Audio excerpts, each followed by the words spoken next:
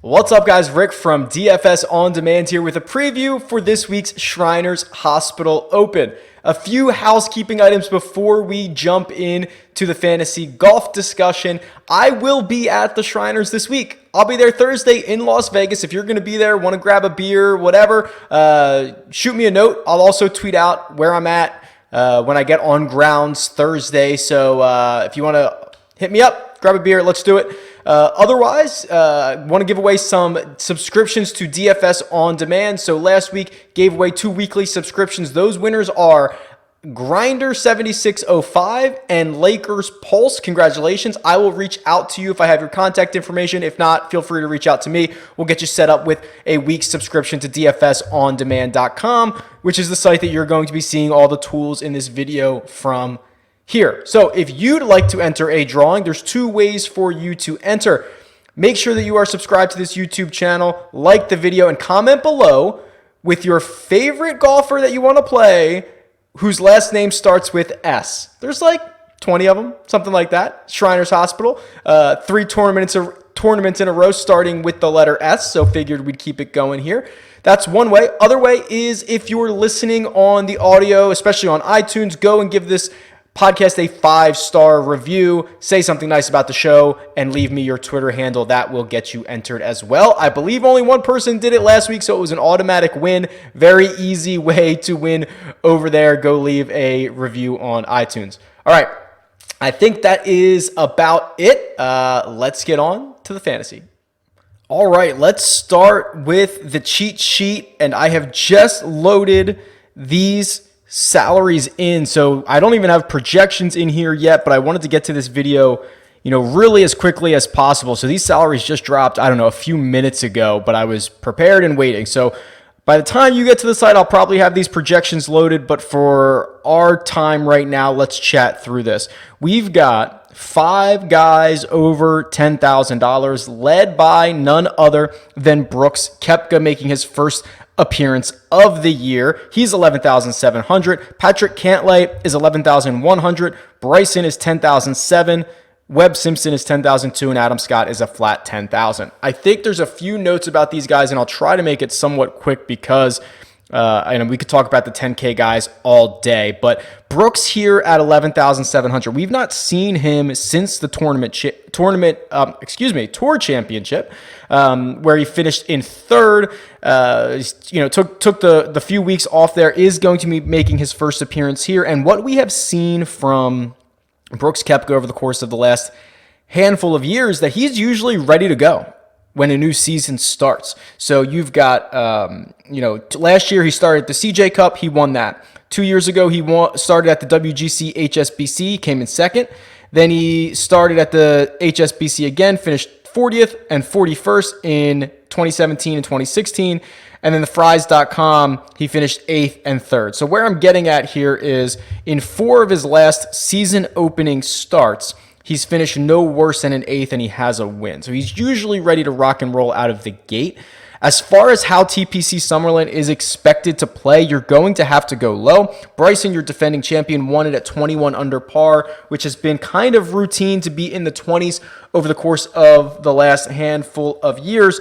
And we'll go to the key stats in a second, but this is a par 71, 7,200 yards, and it plays at 2,000 feet of altitude. So they're even the shorter hitters are going to be able to get it out there a little bit this week. I got to tell you, I'm a little bit concerned about Patrick Cantlay at 11,100. Finished, I think it was actually a tie for 30th last week at the Safeway. Let me confirm. Oh, no, I'm looking at the wrong spot here. Tie for 40th last week, and if you go back and look at his stats, which by the way, if you have not looked at the new live leaderboard, so this is the new live leaderboard that I've unveiled. As most of you should know, this is probably it has to be the only free tool that you can see where these guys stand throughout the golf tournament. You can see, how many strokes they've gained, how many DraftKings points they've scored, all that good stuff. I am a little bit worried about Patrick Cantlay. Just hasn't been sharp recently. The T40 last week, and then the last time we saw him before that was the Tour Championship, in which he absolutely ejected and had one of his worst tournaments ever. So if you go to the player profile here, which is what I'm pulling up, just wasn't that sharp. His short game was really, really poor last week. He lost nearly 2 strokes around the green. He lost just over 2 on putting. Played pretty well off the tee, played pretty well around the greens, but it just wasn't enough. So the last couple of times that we've seen Patrick Cantlay, it's been a little bit, I don't know, dull. I don't know, the opposite of non-sharp. And when you have the opportunity to just spend up, $600 more, go get Brooks Koepka. I'm a little bit concerned about Cantlay, despite the fact that he's got nothing but stellar history here, a second place and a first place. I understand it, but I think I'd rather go up and get Koepka, especially if people are going to opt to go with Patrick Cantlay here. A little bit further down, I'm not going to pay the price on Bryson at 10-7. To me, this is just a little bit hairy. He didn't particularly play well on the weekend last week. I think you're paying a little bit for the course history and the fact that he's the defending champion. I'll continue to wait and see on Bryson. Now, here's a guy at 9,500. Coming off the 10th place at the Safeway, Colin Morikawa to me just feels like he is absolutely threatening to win again. He gained strokes in all 4 strokes gain categories last week, and I think there was only 8 guys that can boast that. Actually, maybe less. I'll have to confirm that. But he was just absolutely stellar in every aspect of his game. I like him because he gives you so many outs, right? He doesn't have one specific skill set that you have to rely on week in and week out. So Colin Morikawa at $9,500 feels like a pretty good deal when I assume a lot are going to go to, Joaquin Niemann at 9,400. He has already won this season. He's got a 10th place finish here last year, so he knows TP Summerlin quite a bit, or at least played well in his one trip here. So I imagine a lot are going to opt for Niemann over Morikawa, which I think might be a mistake. Speaking of guys that you could pivot from or towards, Adam Hadwin with that second place finish probably becomes more popular this week.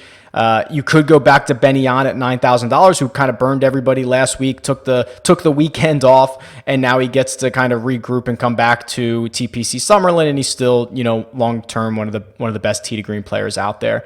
Let's go. I want to actually go to the course key stats for a second because this stuff is so intriguing. So I'm showing it here for the video, and what you'll notice is, TPC Summerlin is perfect for this type of correlation history that I run. So if you're new, this is going back and using, a regression model to look at the finishing positions for a lot of these golfers over the course of the last, I believe we're at 6 or 7 years on the new version of this, and compare the statistics for that golfer for that season and find what types of players we expect to have success. And TPC Summerlin has been the host of this tournament for like 30 years. So, I mean, it's never changed. So we have a lot of really good history here. And what stands out to me, and this doesn't happen often, but of the most common really good stats that we have, strokes gained putting finds itself to be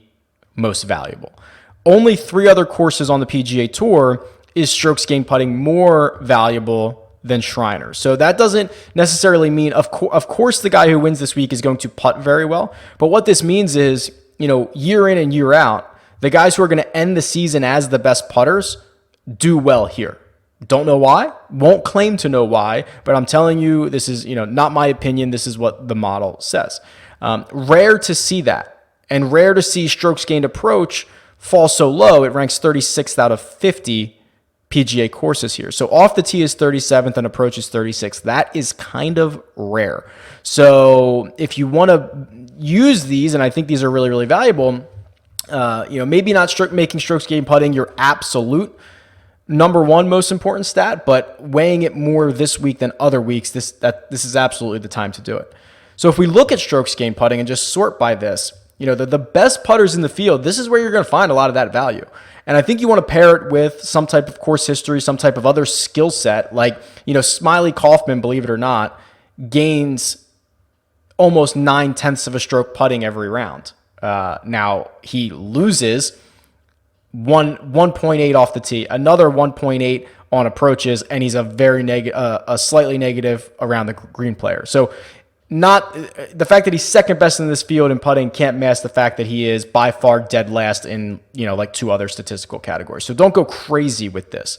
But someone like a Denny McCarthy who leads the field in strokes gained putting, makes a decent number of birdies, 24% of them. Scoring average is actually pretty good. He's accurate off the tee. His lack of distance should not hurt this week. So if you look back at last year, only 12 guys in the field did not average 300-yard drives. To compare that, obviously it's not apples to apples, but compare it to last week, there was like 25 guys that didn't average 300 yards. So obviously different fields, obviously different courses, different altitudes, all that stuff. But even the shorter hitters are going to be able to poke it out here at TPC Summerlin. So when you look at someone like Denny McCarthy, who's, his worst skill sets are the ones that are, in theory, least important this week. So the list of putters here would be Denny McCarthy, Smiley Kaufman, Andrew Putnam, Aaron Baddeley, Patton Kizzire, Wyndham Clark. That's like the top 5 or 6. I really do like Webb Simpson here. He's 10,200. I don't know how popular he will be because there are other guys in that $10,000 range vying for ownership and attention. But Webb, I think he was 5th in strokes gained putting 2 years ago. He was 11th on the entire PGA Tour last year. He hits his approaches really, really well. So if we sort by approaches, let's see here. He's going to show up about 9th or 10th in this field.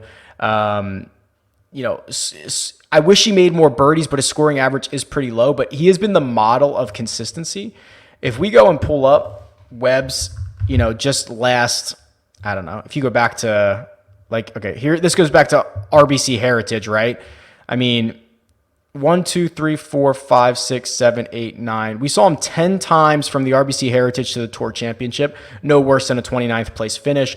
He's got 3 second place finishes in there. Just super, super consistent. Doesn't have a lot of bad weeks. Actually, his worst week was that Tour Championship, and he ended up finishing 16th. Remember, it's the staggered start there, but Webb is a really interesting player because he's got past champion status, so we know that TP Summerlin should set up for his type of game. So to see him come in at one of the lower $10,000 numbers, I think is pretty interesting. Going back to the key stats here, Jason Kokrak is only 8,600. Jason Kokrak, very good off the tee. So he gains, let's see, half a stroke off the tee. He would be 5th or 6th in this field. He's going to be 5th or 6th in strokes gained approach. He is going to make, here he is right here, 23% of the time he's going to make a birdie. Let's see who is around him at 8,600. So your options with Jason Kokrak are, there are some really, really interesting things here. So, Scotty Scheffler, young phenom, is at 88. Ches Reeves right above Kokrak at 87. Charles Howell III right below him at 8,500. And then Lucas Glover, who, I would love course history-wise, but his game has completely fallen off. We saw him miss the cut at we saw him play absolutely brutal at the Tour Championship. We saw him miss the cut at the Sanderson Farms. We saw him miss the cut at the Safeway. Glover is probably going to be 4% owned, and he's a guy that's got, where is he here? Is this Glover? A 7th and a 3rd the last 2 times that he has played this event. So interesting to say the least. I don't know if I'll get there, but anyway, Kokrak, amongst his peers, we haven't seen him since the Greenbrier where he missed the cut. Had a really great season last year. You'd think he'd be okay here, and I think he's a little bit underpriced. 8,600 is not that bad in this field. I do want to look at birdie makers too. When we start talking about 20 under par, you're gonna have to make a lot of them. Joaquin Niemann leads the way here, birdie or better percent, 28%. He's been awesome. Then you get Matt Every and Nate Lashley, who are super, super cheap. Brendan Todd. I'm really not ready to give up on Lashley. I whiffed. My single entry had like a 2 of 6 through it, which obviously is really bad, but feels even worse because, or I guess maybe it looks worse than it actually is. The 2 of 6 with guys like that are missing the cut by 1 or 2 that were inside the line. Streelman was pretty pretty far inside the line, has one of the worst Fridays. I'm not willing to completely give up on those guys, right? So Nate Lashley is one of them, who's now we get an even better price on him. He's $6,800, still continues to make a lot of birdies. He played well enough at times. I think he's going to be someone that probably makes us or whoever invests in him when he goes off again a bit of money there. So let's look at some value here. If we go, sub 8,000, Bubba Watson's in this field, 7,900. I won't be playing him. Scott Piercy, Las Vegas native, has had some really good finishes here. 10th place finish last year, 7th place in 2015. He hasn't missed the cut in his last 5 starts. Had one of the worst rounds of his career on Saturday. I think it was Saturday. I think he shot like an 80 last week at the Safeway. But if you think he can bounce back, this might be a pretty good spot to do it. We were dead right about Ryan Moore last week. You paid up for that playoff. Previous season playoff, he ends up missing the cut. He's back down to his $7,800 price tag, which he absolutely should be. Kevin Na's really interesting. So Na has had super just volatile results here, which is kind of crazy. Second place in 2016, and I actually think he's a former champion here. So before that, but he goes miscut, second, miscut, and then he won. He won in 2013 or 2012, I believe, going back in this. I'll have to pull it up, but $7,700 for a guy who's won this event, who is a Vegas native, a guy who has won on the PGA Tour recently, just feels a little bit wrong to me. I'm kind of interested in Kevin Na. We'll see how these builds end up going.